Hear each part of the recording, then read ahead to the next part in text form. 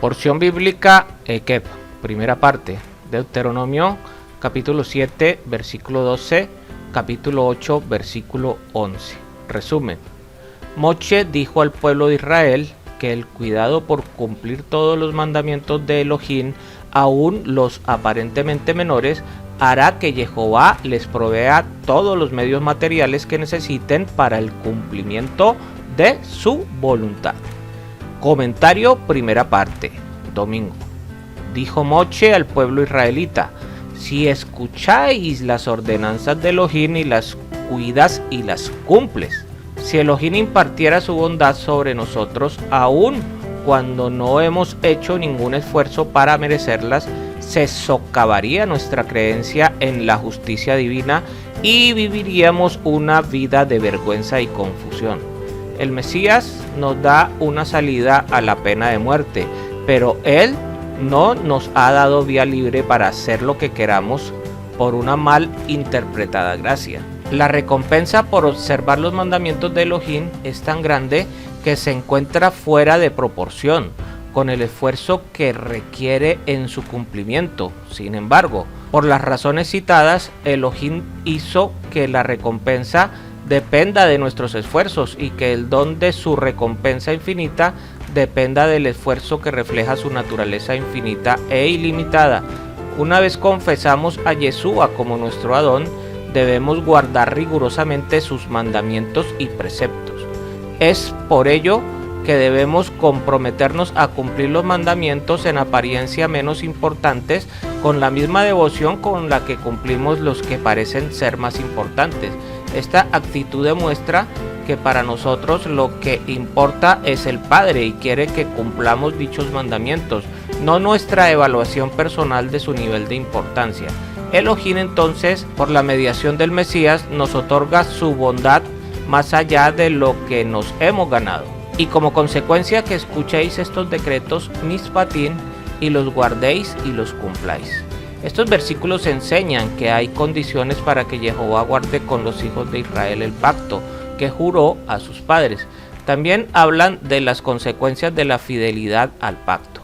Hay unas condiciones y unas consecuencias. Las condiciones son las siguientes: oír y obedecer, chamá, los mishpatim, las leyes sociales; guardar, chamá, los mishpatim; cumplir, asá, los mishpatim. Las consecuencias son: Jehová guardará su pacto con Israel, Jehová guardará su misericordia con Israel, Jehová amará a Israel, Jehová bendecirá a Israel, Jehová multiplicará a Israel, Jehová bendecirá a los hijos de los israelitas, Jehová bendecirá los productos agrícolas de los israelitas, Jehová bendecirá la producción de los animales de los israelitas.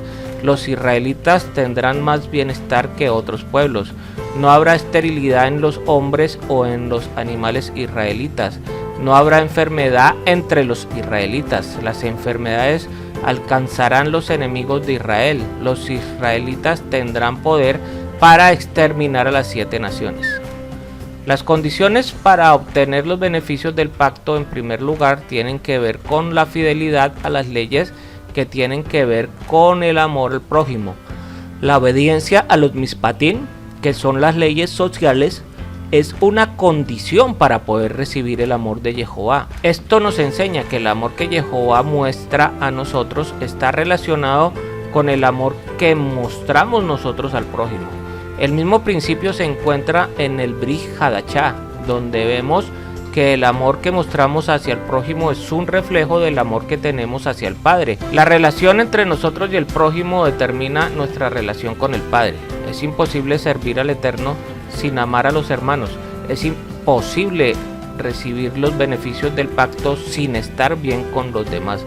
Y Jehová apartará de ti toda enfermedad, y no pondrá sobre ti ninguna de las enfermedades malignas de Egipto que has conocido, sino que las pondrá sobre los que te odian. La sanidad divina es una consecuencia de la obediencia a las leyes sociales, los mishpatim. Si hay una relación armoniosa entre los integrantes del pacto, tendremos todos los beneficios del pacto, que también incluyen la prosperidad económica, la sanidad divina y el poder sobre los enemigos, incluso los demonios. Si tenemos relaciones de enemistad entre nosotros, no podremos hacer frente a los demonios. Si no nos tratamos bien, tendremos enfermedades que no van a sanar, escasez económica y sequía espiritual. La palabra hebrea que ha sido traducida como amar es ahavá, que significa amar, desear, querer, enamorarse, sentir cariño, afecto y afección. Sentir pasión, gustar, ser leal. Hay dos tipos generales de amor. Amor condicional, que ama dependiendo de las actitudes, de la manera de ser o del comportamiento del otro. Tenemos un ejemplo en las palabras del maestro en Juan 14:23, donde está escrito: si alguno me ama, guardará mi palabra y mi Padre lo amará. Amor incondicional, que ama independientemente de las actitudes, de la manera de ser o del comportamiento del otro. Tenemos un ejemplo de ese amor en Deuteronomio 7, del 7 al 8, donde está escrito: Jehová no os deseó ni os escogió por ser vosotros más numerosos que otro pueblo, pues erais el más pequeño de todos los pueblos, mas porque Jehová os amó y guardó el juramento que hizo a vuestros padres, Jehová os sacó con mano fuerte y os redimió de casa de servidumbre, de la mano de Faraón, rey de Egipto. En el texto de Barín que nos ocupa, vemos que el pacto es condicional, de manera que el pueblo tiene que cumplir con los mandamientos de mantenerse dentro del pacto. La idolatría rompe el pacto entre el Eterno e Israel, al igual que el adulterio rompe el pacto matrimonial entre los cónyuges.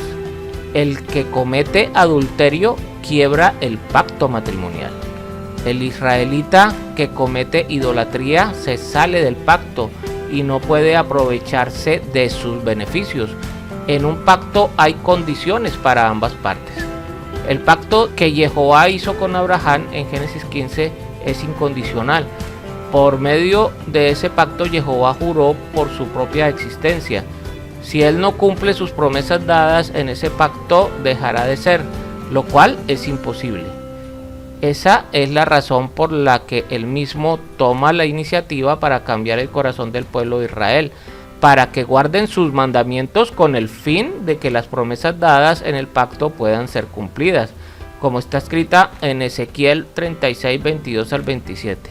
Por tanto, di a la casa de Israel, así dice el Adón Jehová: no es por vosotros, casa de Israel, que voy a actuar, sino por mi santo nombre que habéis profanado entre las naciones a donde fuisteis.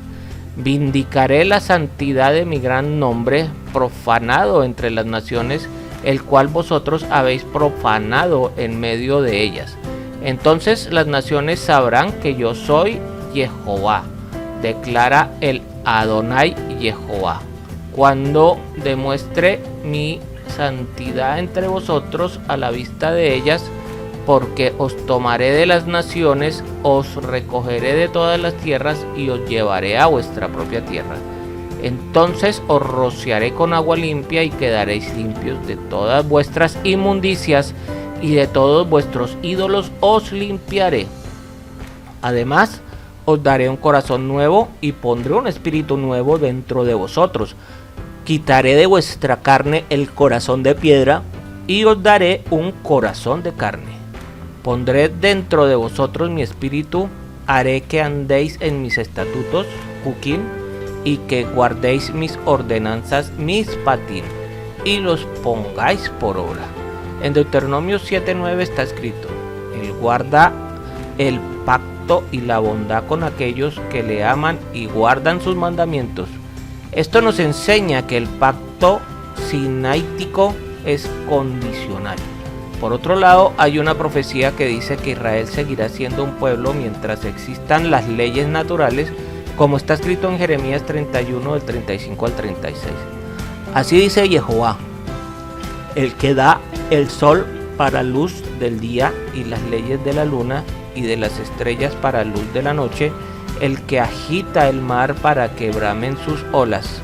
Jehová de los ejércitos es su nombre. Si se apartan estas leyes de mi presencia, declara Jehová, también la descendencia de Israel dejará de ser nación en mi presencia para siempre. ¿Será que Israel no dejará de ser fiel al pacto? Si la existencia de Israel depende de su fidelidad al pacto, ¿Cómo puede Jehová prometer que Israel nunca dejará de ser? La respuesta es por causa del remanente.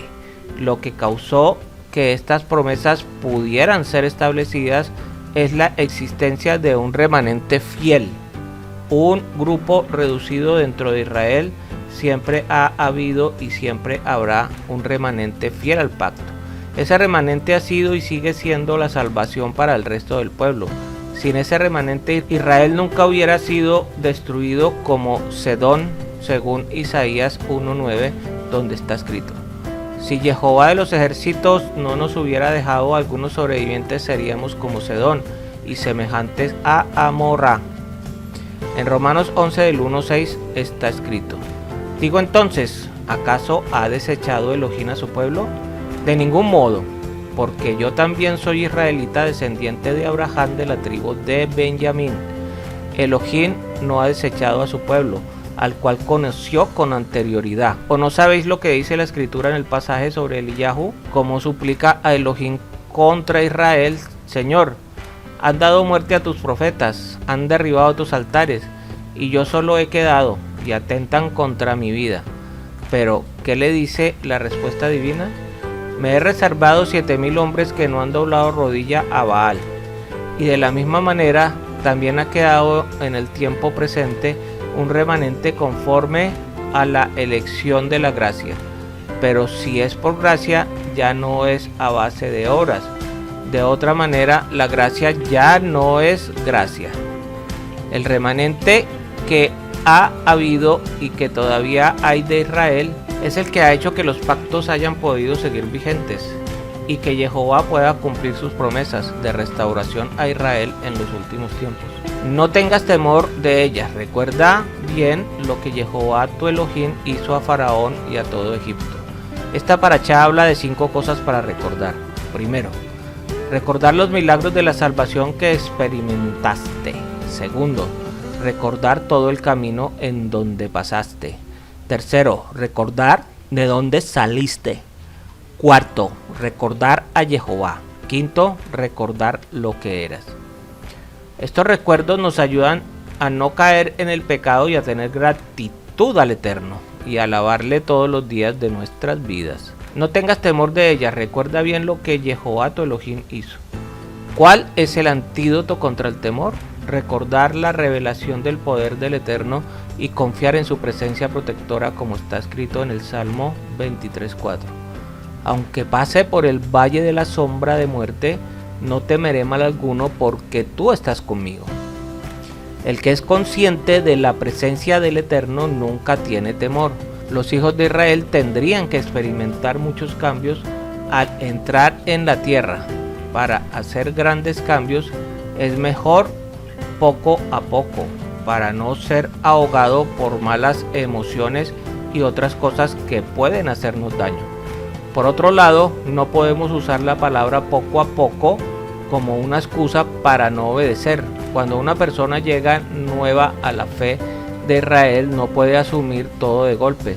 Necesita un tiempo de acoplamiento. Hechos 15, 19, 21. Pero si una persona lleva mucho tiempo estando con nosotros sin haber hecho los cambios necesarios para salir de las prácticas de otras religiones y vivir según las normas de la Torá explicadas por el rabino Shaul, el apóstol Pablo, para los justos de las naciones, habrá que preguntar si hay rebeldía en su corazón. En ese caso, no se puede usar la expresión poco a poco, como algunos están haciendo por ser radical. Hay que mantener el mismo celo, aunque la conquista me halague, y no acostumbrarse a la presencia de la idolatría y las costumbres paganas, sino combatirlas hasta exterminarlas de nuestro territorio. Hay que destruir las imágenes idolátricas dentro de nuestro territorio, pero no tenemos derecho a hacerlo en territorios de otros. En Hechos 15:20 está escrito que les escribamos que se abstengan de cosas contaminadas por los ídolos.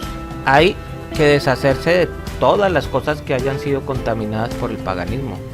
Los resultados de la obediencia son vida, multiplicación, derecho de vivir en la tierra de Israel. ¿Quieres ganar almas para el reino venidero? Guarda los mandamientos. El maná, en hebreo man, fue dado para probar a los hijos de Israel, para que no dejaran nada para el día siguiente y para que no salieran a recoger en Shabbat. El que se acuerda de los problemas se mantiene humilde.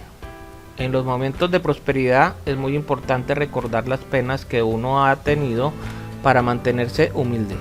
La mejor manera de no caer en pecado de soberbia es reconocer de dónde ha venido la ayuda que uno ha recibido y mostrar agradecimiento por ello. Según este texto, el Eterno tiene 4 propósitos con las adversidades. Primero, humillarte. El alma del hombre es altivo, lo primero que tiene que aprender es la humildad. Segundo, probándote para poder promocionarte. Toda prueba tiene el propósito de hacer subir. Tercero, para saber lo que había en el corazón. Cuando estás bajo la presión se muestra lo que hay en el corazón. Cuarto, hacerte conocer por experiencia que no solo de pan vive el hombre, sino de todo lo que sale de la boca de Jehová. La disciplina nunca es dada con el propósito de destruir o dañar, sino para producir un cambio y fruto bueno en el Hijo. Ese es el propósito de la disciplina de nuestro Padre Celestial, como está escrito en Hebreos 12 del 5 al 11. Además habéis olvidado la exhortación que como a hijos se os dirige. Hijo mío, no tengas en poco la disciplina de Jehová, ni te desanimes al ser reprendido por él, porque Jehová al que ama disciplina y azota a todo el que recibe por hijo. Es para vuestra corrección que sufrís. Elohim os trata como a hijos, porque ¿qué hijo hay a quien su padre no discipline? Pero si estáis sin disciplina, de la cual todos han sido hechos partícipes, entonces sois hijos ilegítimos y no hijos verdaderos. Además, tuvimos padres terrenales para disciplinarnos y los respetábamos. ¿Con cuánta más razón no estaremos sujetos al Padre de nuestros espíritus y viviremos? Porque ellos no disciplinaban por pocos días como les parecía, pero Él nos disciplina para nuestro bien.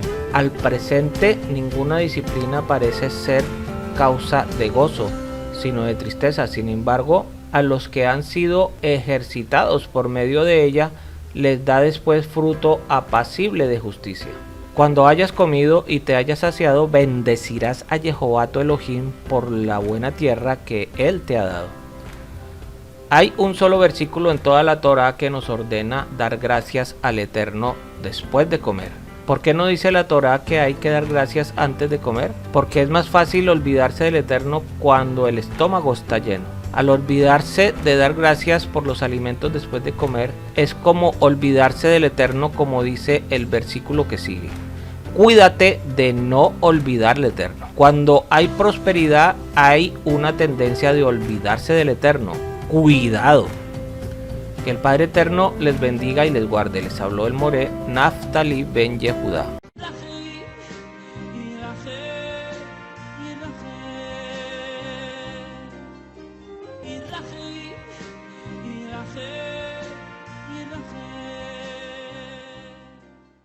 Si este estudio te ha sido de utilidad, te invito a suscribirte en nuestras redes sociales de YouTube, Facebook, TikTok e Instagram. Activa las notificaciones, dale me gusta al video y déjanos tus comentarios, inquietudes o sugerencias. Shalom.